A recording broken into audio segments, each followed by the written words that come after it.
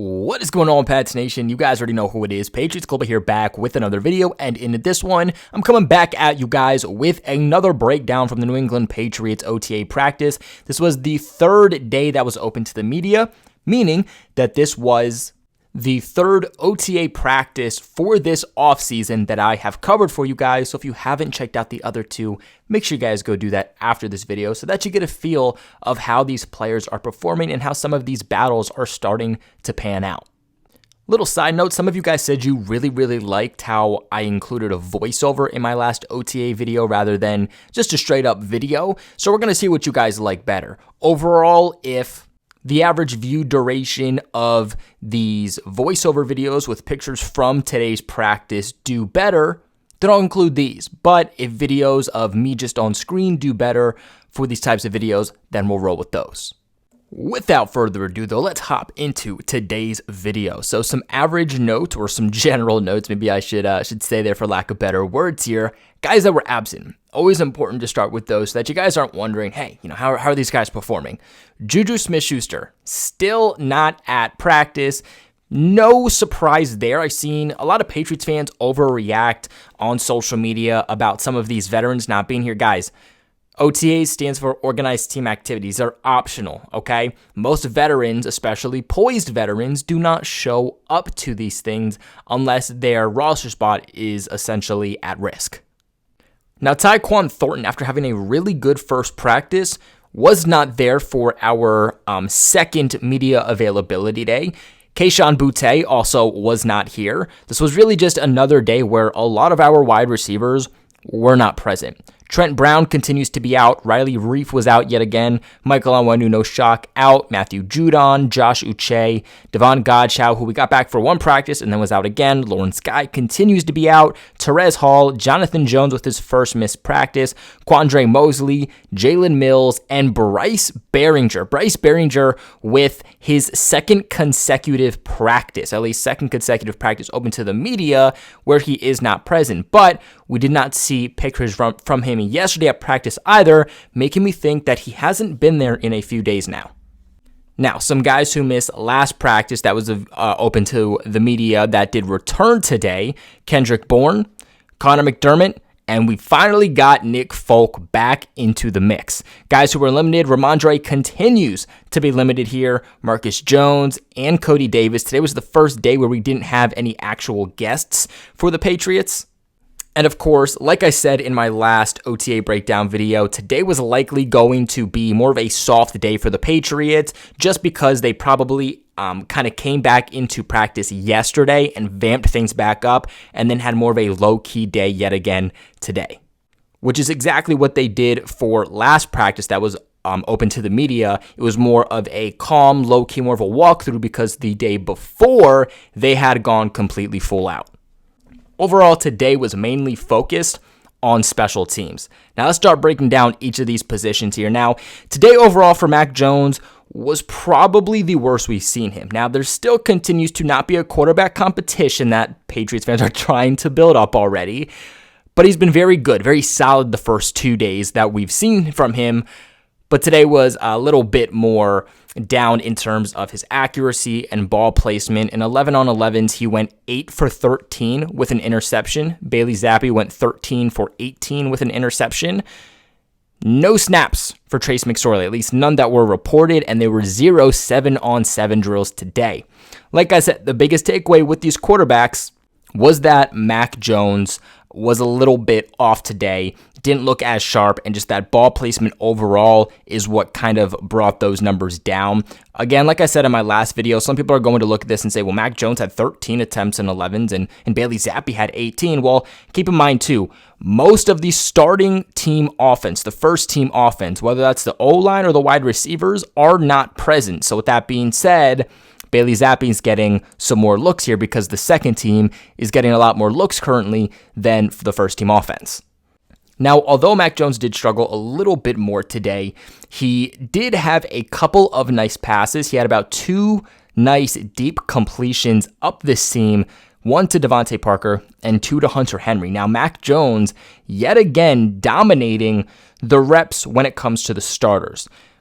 The issues came a little bit more with more of these secondary pieces, whether it was Riley Webb, whether it was Demario Douglas, just in general, this second team offense is where he struggled a little bit more. But when he's rolling with the first team, when he's rolling with his starting unit, he's looking super, super sharp.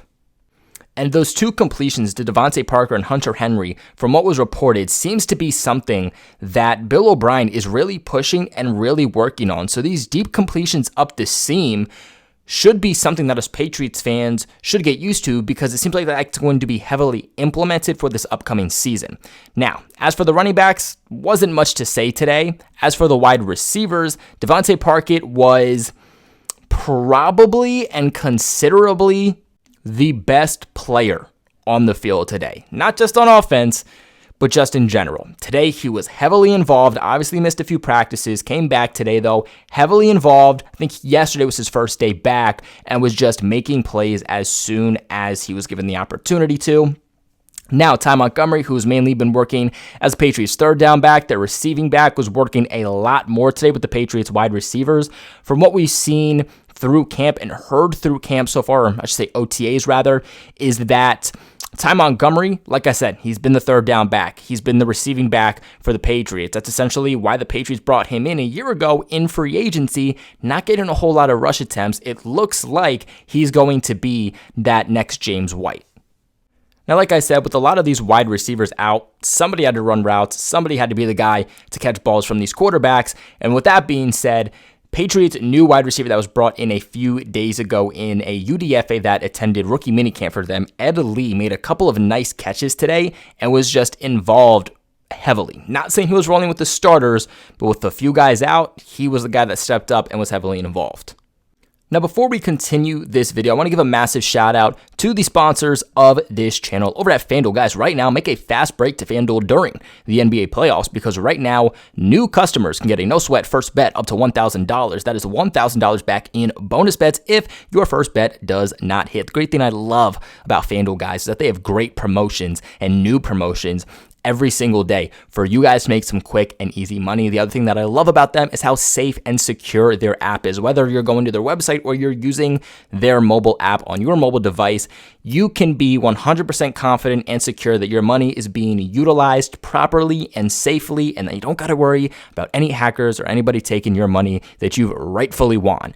The other best part about that, speaking of what you've won, is that you get paid instantly. Some of these other apps, you got to constantly sit there and refresh it, wait a few days. You get paid out instantly with FanDuel. That's the best part about them. Guys, there is no better place to bet than all of the playoff action than America's #1 sportsbook. Visit FanDuel.com/Boston and get a no-sweat first bet up to $1,000. That is FanDuel.com/Boston. FanDuel, the official sports betting partner of the NBA.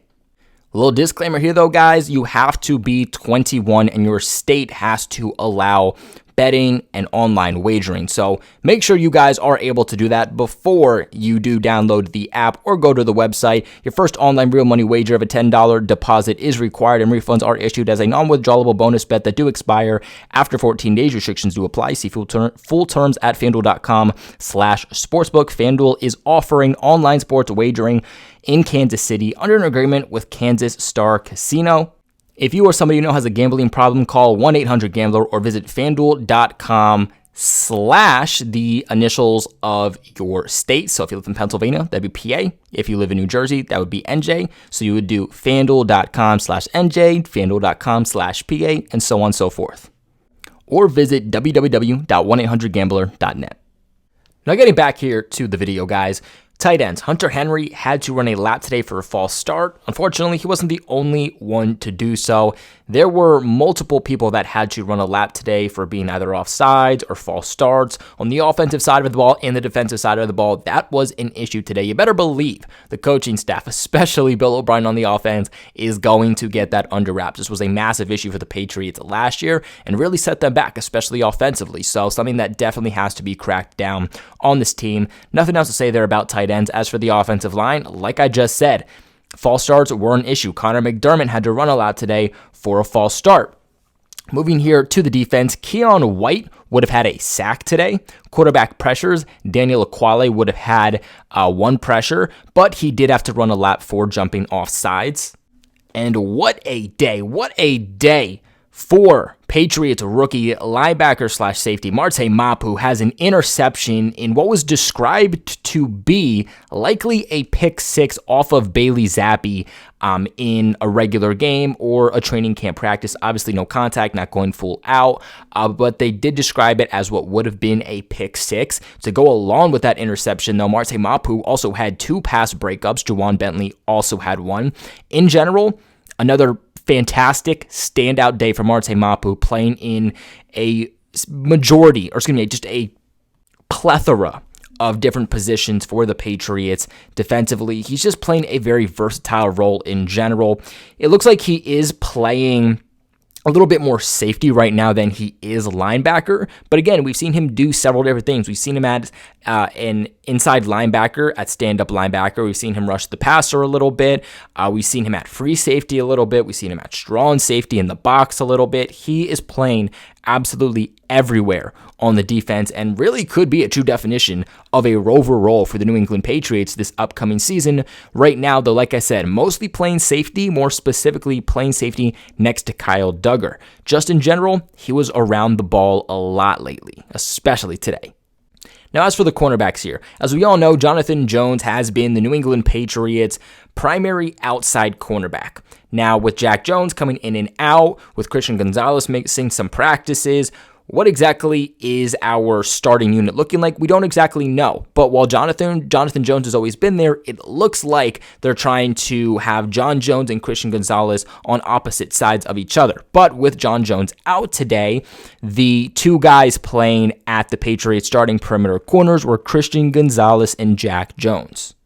As for the safeties here, Kyle Duggar also had an interception. This was going to be against Mac Jones. And then moving lastly here onto special teams, both Nick Folk and Chad Ryland were handling kickoff duties today. This is something we don't usually see from Nick Folk. So even if he was to win the job, I'd be extremely surprised, as he's aged yet another year. And really kind of fell off over the second half of the season, that the Patriots would actually have him doing kickoff duties. So a little bit strange there, but Chad Ryland, a guy who can 100% handle those kickoff duties, did it in college, getting some of that opportunity here today. And then Chad Ryland also made a long field goal today of 55 yards at the end of practice. But that is going to be it for today's recap for the New England Patriots' 3rd and final day of OTA practices. Guys, next week, starting Monday, we'll be moving into mandatory. You heard that right. Mandatory minicamp, where, hey, if people aren't showing up then, now we start to take away on why you're not coming. So, going to be a good one. Make sure you guys do subscribe to the channel and hit that bell notification once you do subscribe, that you get notified for all the videos I post as soon as I post them, because you guys are not going to want to miss these. Like always, leave a big like on this video because it really, really helps me and the channel out. But never forget, of course, go Pats.